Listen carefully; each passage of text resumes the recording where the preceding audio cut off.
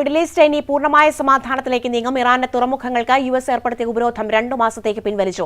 യുദ്ധം അവസാനിപ്പിക്കുന്ന കരാറിൽ ഒപ്പുവെക്കുന്നതിന്റെ ഭാഗമായാണ് ഈ നടപടി. അതേസമയം അമേരിക്കൻ പ്രസിഡന്റ് ഡൊണാൾഡ് ട്രംപുമായി UAE ഖത്തർ ഭരണാധികാരിമാർ G7 ഉച്ചകോടിയിൽ കൂടിക്കാഴ്ച നടത്തി. ദുബായ് ബ്യൂറോയുടെ റിപ്പോർട്ട്.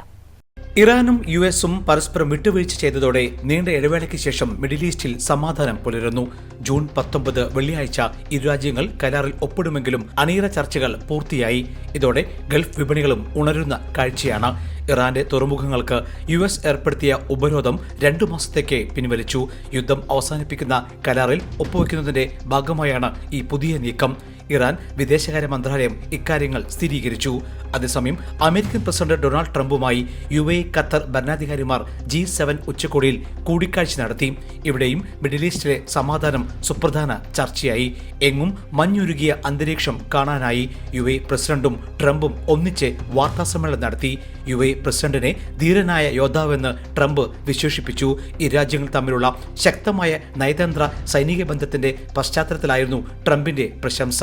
ആവശ്യമായ ഘട്ടങ്ങളിൽ കൃത്യമായ നിലപാടുകൾ സ്വീകരിക്കുന്ന ധീരനായ വ്യക്തിത്വമാണ് ഷെയ്ഖ് മുഹമ്മദ് എന്നും ട്രംപ് പ്രശംസിച്ചു.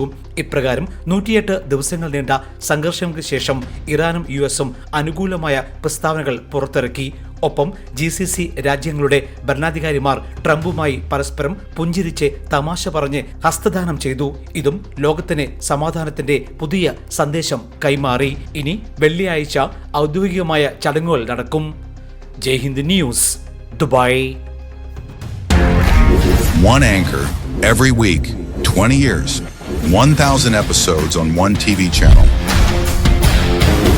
Middle East This Week, an Elvis Chumar TV show.